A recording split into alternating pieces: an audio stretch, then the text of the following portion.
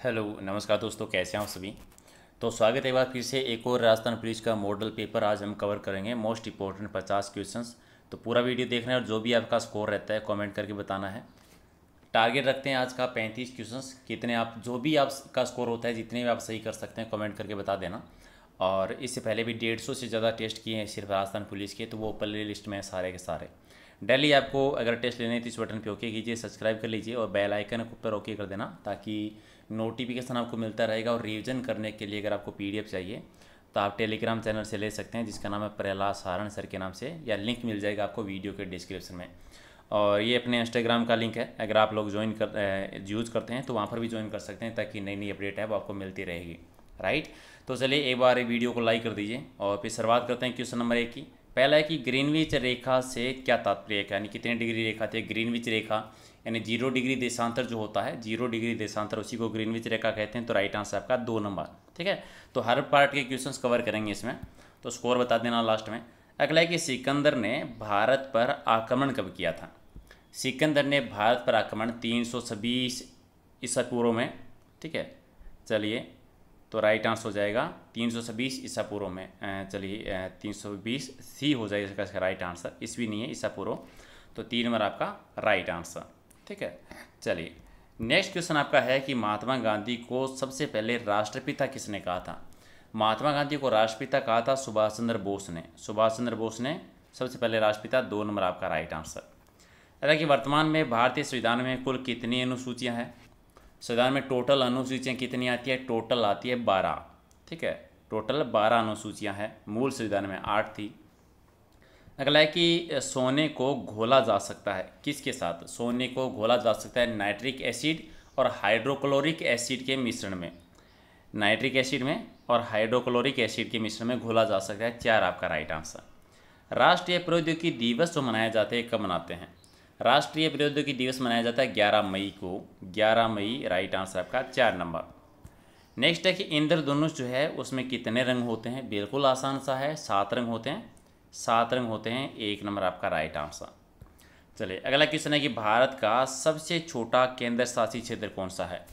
सबसे छोटा केंद्र शासित क्षेत्र लक्षद्वीप। तो राइट आंसर आपका 1 नंबर। चलिए नेक्स्ट है कि लोकसभा और राज्यसभा में राष्ट्रपति के द्वारा मनोनीत सदस्यों की कुल संख्या कितनी होती है। तो टोटल कितनी होती है, 14, 12 + 2। ठीक है, टोटल कितने, 12 + 2, टोटल 14 सदस्य मनोनीत किए जा सकते हैं। नेक्स्ट आपका है कि हीमोग्लोबिन में उपस्थित होता है। हीमोग्लोबिन में क्या होता है, तो हीमोग्लोबिन में लोहा होता है। तो राइट आंसर आपका 3 नंबर आपका राइट आंसर। नेक्स्ट है कि 1857 का विद्रोह है वो कहाँ से शुरू हुआ था। मेरठ से।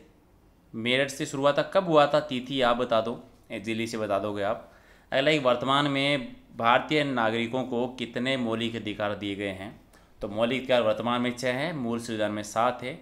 एक ये बता दीजिए कि जो एक अधिकार संवैधानिक अधिकार है उसको हटाकर वर्तमान में कौन से अनुच्छेद में है वो रखा है, उस अनुच्छेद का नाम बता दीजिए।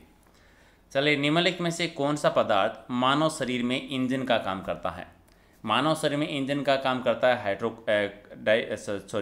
कार्बोहाइड्रेट। कार्बोहाइड्रेट। तो राइट आंसर आपका 3 नंबर। नेक्स्ट है कि काली मिट्टी किस फसल की खेती के लिए सबसे उपयुक्त मानी जाती है। काली मिट्टी मानी जाती है कपास के उत्पादन के लिए। कपास का, राजस्थान में कपास का सबसे ज़्यादा उत्पादन कहाँ पर होता है, ये कमेंट करके बता दो। नेक्स्ट है कि भारत में किस आयु का होने तक सभी बच्चों को निःशुल्क और अनिवार्य शिक्षा प्रदान की जाती है। तो किस वर्ष तक, 14 वर्ष तक। 14 वर्ष तक, 2 नंबर आपका राइट आंसर। अगला है कि बेरियम मील का उपयोग है वो किया जाता है। बेरियम मील का उपयोग है किस लिए करते हैं, आर नली की एक्सरे के लिए। आर नली के एक्सरे के लिए यूज किया जाता है। 3 नंबर आपका राइट आंसर। अगला है कि टेली सॉफ्टवेयर का प्रयोग है वो किस काम के लिए होता है। टेली सॉफ्टवेयर का यूज किया जाता है वो अकाउंटिंग के लिए यूज करते हैं। अकाउंटिंग के लिए। 3 आपका राइट आंसर। नेक्स्ट है कि नर्मदा और ताप्ती नदी के बीच में, थोड़ा सा मिसप्रिंटिंग है, नर्मदा और ताप्ती नदी के बीच में है वो क्या स्थित है। और ताप्ती और नर्मदा नदी के बीच में आता है सतपुड़ा की पहाड़ियाँ। सतपुड़ा की पहाड़ियाँ। 3 आपका राइट आंसर। अगला है कि सरिस्का और रणथंभौर किस विशेष प्राणी का संरक्षण स्थल है। सरिस्का और रणथंभौर या तो बाघ संरक्षण के लिए प्रसिद्ध है। बाघ संरक्षण। 4 आपका राइट आंसर। नेक्स्ट आपका है कि मुगल सम्राट अकबर के समय प्रसिद्ध चित्रकार कौन था। इनमें से अकबर के टाइम पर दसवंत है वो प्रसिद्ध चित्रकार रहा था। 3 नंबर आपका राइट आंसर। अगला है कि लोकसभा में ज़्यादा से ज़्यादा अधिकतम सदस्य संख्या कितनी हो सकती है? अधिकतम 552। 552 तो राइट आंसर आपका 4 नंबर। नेक्स्ट है कि रणथंभौर का प्रसिद्ध मेला है वो किस तिथि को लगता है? ये लगता है भाद्र शुक्ला चतुर्थी को। त्रिनेत्र गणेश जी का मंदिर आपको याद होगा यहाँ पर। 2 नंबर आपका राइट आंसर। अगला है कि हनुमानगढ़ को प्रथम जिला घोषित किया गया था। हनुमानगढ़ जो नया जिला बना था एक्चुअली ये कब बना था? हनुमानगढ़ बना था 1994 में, जुलाई 1994 में। अब ये बता दो हनुमानगढ़ कौन से नंबर का जिला बना था? ठीक है, कौन से नंबर वाला जिला था? गंगानगर को जिला कब बनाया गया था? गंगानगर को बनाया गया था 1949 में, 30 मार्च 1949। तो राइट आंसर आपका 1 नंबर। चले अगला है कि बजावत किसके द्वारा लिखी गई थी?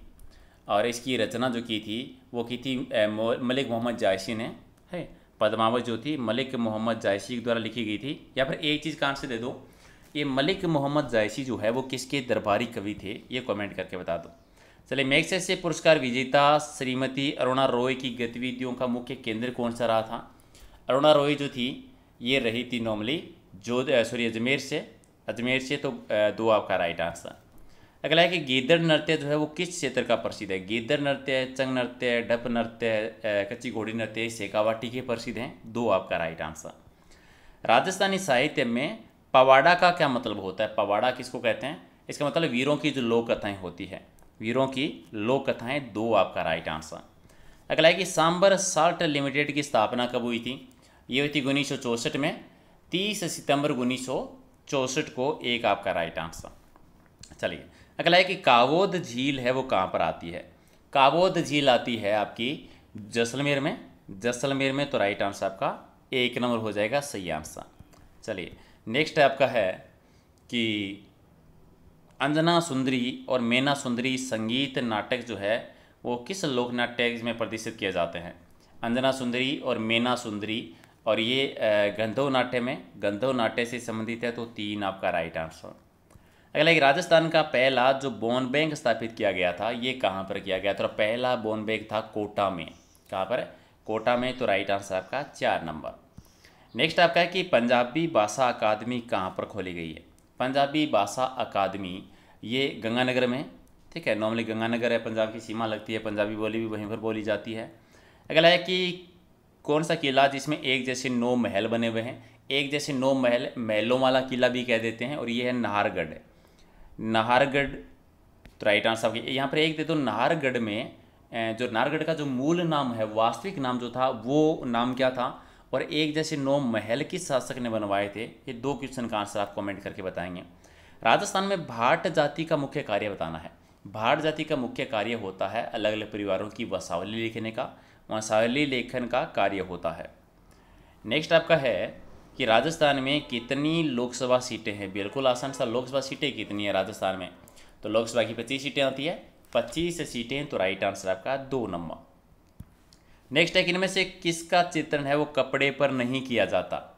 तो पाने ये कागज़ पर होता है, ये कपड़े पर नहीं होता। बाकी फड़ है, पर्चीधर है, पिछवाई कला है, ठीक है। अगला आपका ये है कि राज्य में सतही जल सर्वाधिक मात्रा किस नदी की है? सबसे ज़्यादा सतही जल आता है वो चंबल नदी का आता है, चंबल नदी का। 2 आपका राइट आंसर। अगला है कि हजरत शक्कर पीर बाबा की दरगाह कहाँ पर है? हजरत शक्कर पीर बाबा की दरगाह आती है नरहड़ की दरगाह है, नरहड़। 2 नंबर आपका राइट आंसर हो जाएगा। अगला आपका है कि राजस्थान में जयपुर को राजस्थान की राजधानी बनाने का सुझाव दिया था, ये सुझाव किसने दिया था? और ये सुझाव दिया था सत्यनारायण राव समिति ने। सत्यनारायण राव समिति। 4 आपका राइट आंसर। अगला है कि कणसारो क्या होता है? कणसारो किसको कह देते हैं? ये गोबर और बांस की खतपिचों का बना जो अनाज भरने का जो कोठा होता है एक्चुअल में, उसको कह देते हैं। नेक्स्ट आपका है कि राजस्थान में देश का सबसे बड़ा solar thermal power plant India 1 Rajasthan है वो कौन सी ज़िले में आता है? और ये आपका आता है सिरोही ज़िले में। सिरोही ज़िले में। राइट आंसर आपका 4 नंबर। नेक्स्ट है कि गग्गर है वो किस स्थान से गंगा नदी जिले में प्रवेश करती है? गग्गर मूल से ऑप्शन के आधार पर आपका सूरतगढ़ हो जाएगा। तो 3 नंबर आपका राइट आंसर। अगला है कि वर्ष 2011 के अनुसार राजस्थान में पुरुषों और महिलाओं में साक्षरता दरों का आंसर कितना हो जाएगा? ठीक है, अंतर जो खासतौर से है दोनों के बीच में, यह था 27.10%। अंतर दोनों 27.10% आ जाता है। चलिए, श्री मोहनलाल सुखाड़िया जी राजस्थान में कितनी बार मुख्यमंत्री रहे थे? और ये 4 बार 4 आपका राइट आंसर। अगला है आदिवासी लोगों में जागृति पैदा करने के लिए गोविंद गुरु किस जिले से संबंधित रहे थे। आदिवासियों में जागृति पैदा करने वाले गोविंद गुरु जो है डूंगरपुर जिले से। और डूंगरपुर जिले के उस गांव का नाम बताना है जहां पर उनका जन्म हुआ था, ये आप कमेंट करके ज़रूर बताएंगे।